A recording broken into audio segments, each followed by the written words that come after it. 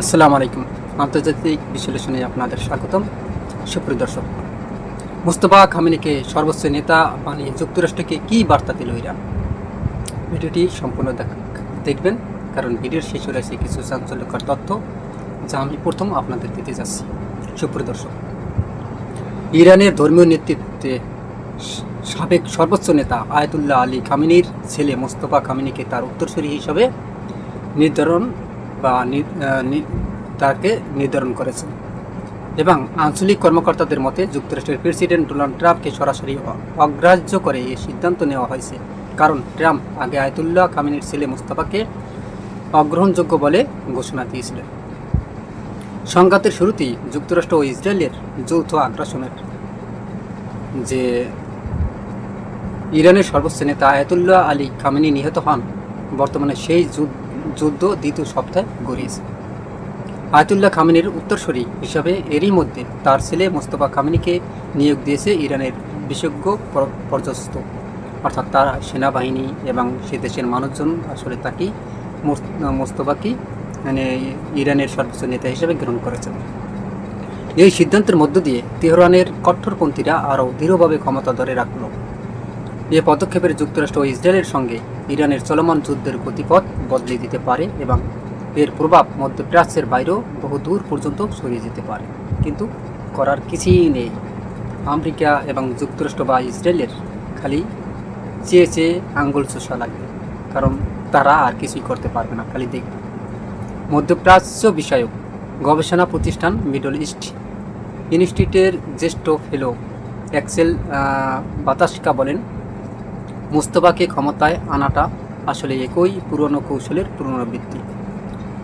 বাতাঙ্কা আরও বলেন, এর বড় পরিসরের সামরিক অভিযান চালিয়ে এত ঝুঁকি নিয়ে শেষ পর্যন্ত ৮৬ বছর বয়সী একজন মানুষকে হত্যা করা আর তারপর তার জায়গায় তারই কট্টরপন্থী ছেলেকে বসতে দেখা, এটা যুক্তরাষ্ট্রের জন্য বড় ধরনের একটা অপমান।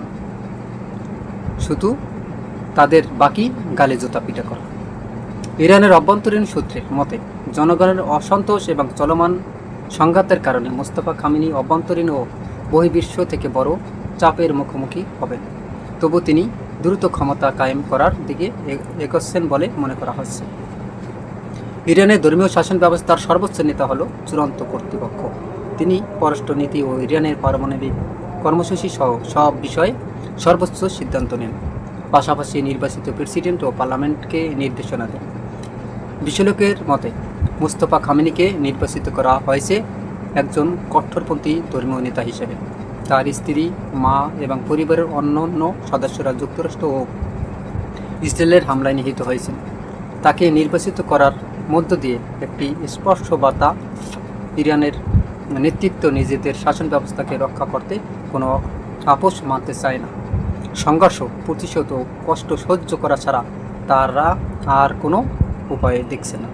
ইরানের অভ্যন্তরীণ সূত্রের মতে জনগণের অসন্তোষ এবং চলমান সংঘাতের কারণে মুস্তফা খামেনি অভ্যন্তরীণ ও বহির্বিশ্ব থেকে বড় চাপের মুখোমুখি হতে পারেন। তবু তিনি দ্রুত নিজের ক্ষমতা পাকাপোক্ত করার দিকে এগোবেন বলে মনে করা হচ্ছে।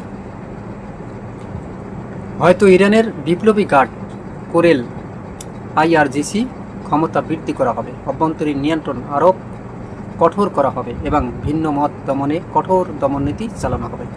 তেহরানের সঙ্গে ঘনিষ্ঠতা থাকা এক আঞ্চলিক কর্মকর্তা রয়টার্সকে বলেন, বিশ্ব তার মোস্তফার বাবার যুগটি মিস করবে। কঠোর হওয়া ছাড়া মুস্তফার হাতে কোনো বিকল্প থাকবে না। যুদ্ধ শেষ হলেও অভ্যন্তরীণ দমননীতি কঠোর থাকবে।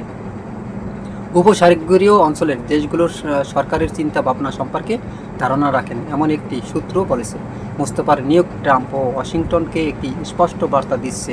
সেটি হলো, ইরান কোনো অবস্থাতেই পিছু হটবে না, তারা শেষ পর্যন্ত লড়াই চালিয়ে যাবে এবং তারা সফলের মুখ দেখতেছে। আপনারা জানেন যে আজকে ইসরায়েলের উপর যেভাবে মিসাইল অ্যাটাক করেছে একের পর এক, তা সত্যি বিস্ময়কর একটা ঘটনা দেখেছে। ইসরায়েলের অনেক লোক মারা গেছে এবং ইসরায়েলের কয়েকটা শহর ক্ষত বিখ্যাত করে ফেলেছে আপনার এই বোমা মেরে।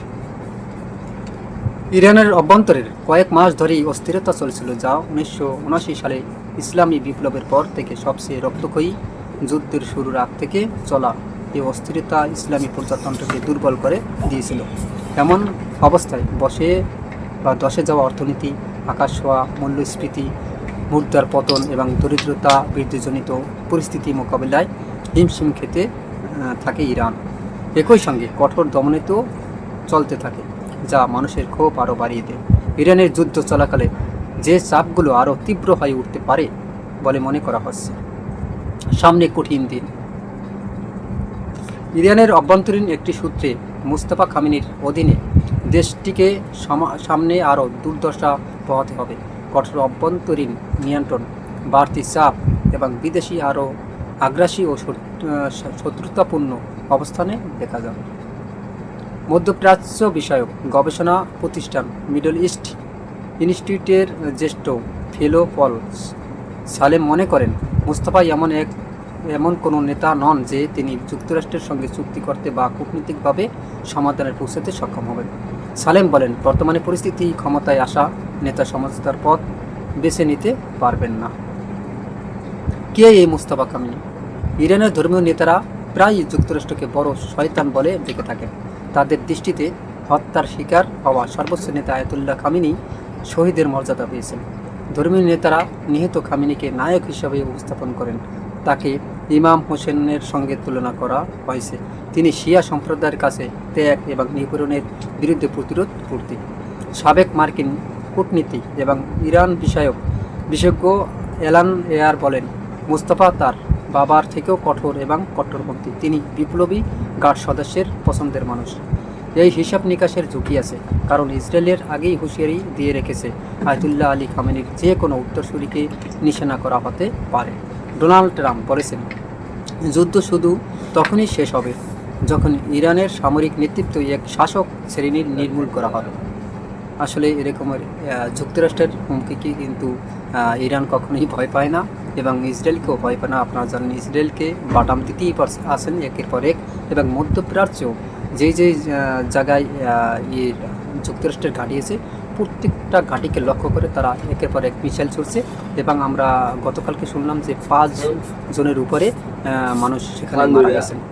যাই হোক, নতুন নেতা সংস্কারপন্থীদের বিরুদ্ধে ক্ষমতাসীন এবং মাঝারি পর্যায়ের ধর্মীয় নেতা 56 বছর বয়সী মুস্তাফা খামেনি বহুদিন ধরে তার দেশের সংস্কারপন্থী গোষ্ঠীর বিরোধিতা করে আসছেন। এই সংস্কারপন্থী গোষ্ঠীর পশ্চিমের সঙ্গে ইরানের সংযোগের পক্ষে বলে থাকে। উচ্চপদস্থ ধর্মীয় নেতা এবং আইআরজিসির সঙ্গে তাদের ঘনিষ্ঠতার বিষয়টি তাকে দেশের রাজনৈতিক ও নিরাপত্তা প্রতিষ্ঠানের ব্যাপক প্রভাব বিস্তারের সুযোগ করে দিয়েছে। বিশ্লেষকদের মতে, মুস্তাফা তার বাবার শাসনাধীন ইরানের নিরাপত্তা ব্যবস্থা এবং সাময়িক সাম্রাজ্যের গুরুত্বপূর্ণ ব্যক্তি হিসেবে নিজেকে প্রতিষ্ঠিত করেছেন। তিনি এরকমের ছোট সর্বোচ্চ নেতা হিসেবে কাজ করেছেন। এমন সময় মুস্তাফা সর্বোচ্চ নেতা হলেন যখন কিনা ইরানের ওপার যুক্তরাষ্ট্র ও ইসরায়েলের অভিযান তীব্র হচ্ছে। ইরানের জ্বালানি মজুদ এবং অন্যান্য লক্ষ্যবস্তুতে হামলা চালানো হয়েছে। আবার ইরানি ক্ষেপণাস্ত্র, ড্রোন দিয়ে উপসাগরীয় দেশগুলোতে পাল্টা হামলা চালানো হয়েছে। সব মিলে সংঘাত আরও বিস্তৃত হতে যাচ্ছে। ইরানও কিন্তু ছেড়ে দিয়ে কথা বলছে না, তারাও কিন্তু একের পর এক হামলা চালিয়ে যাচ্ছে এবং তারা বলছে যে তারা এরকম প্রায় 1 বছর 6 মাস থেকে 1 বছর পর্যন্ত তারা যুদ্ধ চালিয়ে যেতে পারবে। তাদের বিন্দুমাত্র কোনো কিছুতে কম হবে না আর কিছু। মোস্তফা কুম শহরের সেমিনারিতে রক্ষণশীল ধর্মীয় নেতার কাছে পড়াশোনা করেন এবং হুজ্জাতুল ইসলাম মর্যাদা দান করেন। যুক্তরাষ্ট্রের ট্র্যাজেডি বিভাগ 2019 সালে মোস্তফার ওপর নিষেধাজ্ঞা আরোপ করে। তাদের অভিযোগ ছিল, কোনো নির্বাচিত বা সরকারি পদে না থাকলেও মোস্তফা সর্বোচ্চ নেতার পক্ষে সরকারিভাবে প্রতিনিধিত্ব করেন। উপসাগরীয় অঞ্চলে দেশগুলোর সরকারের চিন্তাভাবনা সম্পর্কে ধারণা রাখেন এমন একটি সূত্র বলেছে, মোস্তফার নিয়োগ ট্রাম্প ও ওয়াশিংটনকে একটি স্পষ্ট বার্তা দিয়েছে। সেটি হলো, ইরান কোনো অবস্থাতেই পিছু হটবে না, তারা শেষ পর্যন্ত লড়াই চালিয়ে যাবে।